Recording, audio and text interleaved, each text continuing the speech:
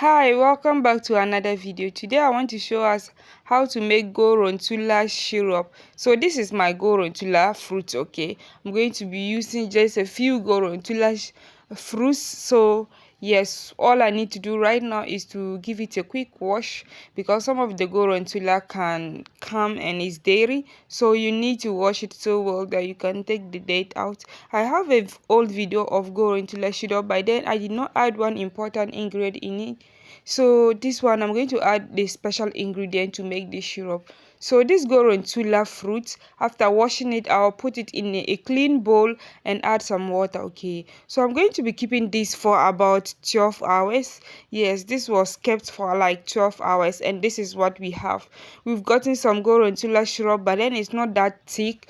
All you need to do now is to take the fruit out and leave that syrup. Okay, usually some people will just make use of this syrup after they have soaked it for some hours, but I need to make a concentrated syrup. Okay, we don't just have to use this particular one here, we can get a very concentrated one still. So let's continue the process. So after taking the fruits out, I kept the syrup aside, and then I'm going to open the fruits up. By then they have become very soft that it's easy for you to open it. Okay, so you just open it and remove the seeds.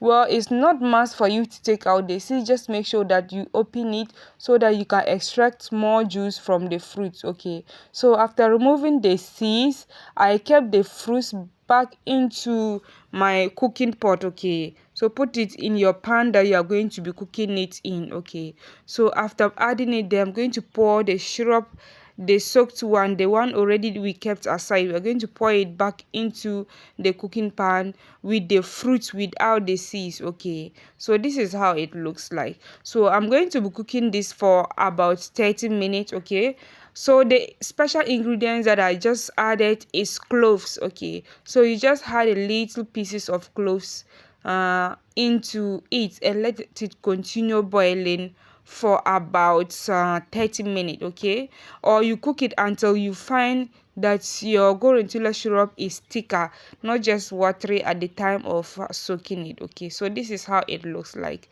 Bear in mind that even after cooking this, you will be able to use the fruit again for like 2 to 3 times again, because that you are going to still find a lot of gorontula syrup inside that fruit. Okay, so this is how it looks like. Some people do add sugar lumps to it, but I decided to add just cloves to it. Okay, so gorontula syrup or gorontula has a lot of health benefits, right? From people use it to treat diabetes, others hypertension, and others also for vaginal dryness. Okay, so if you keep taking gorontula syrup, you are going to find that you are going to solve your vaginal dryness problem. Okay, so this is how the gorontula syrup is.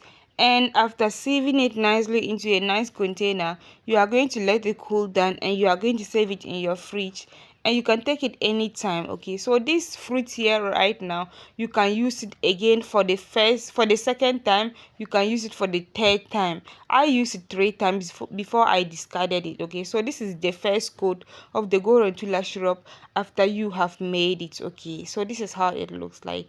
I know it's very small, but you can still use the fruit again for the second and then the third time. You are going to get a lot of gorontula syrup from it. So this is how the gorontula syrup turned out. Thank you so much for watching. I hope you enjoyed the video, and do well to share the video. Thank you for watching, and see you in my next video. Bye.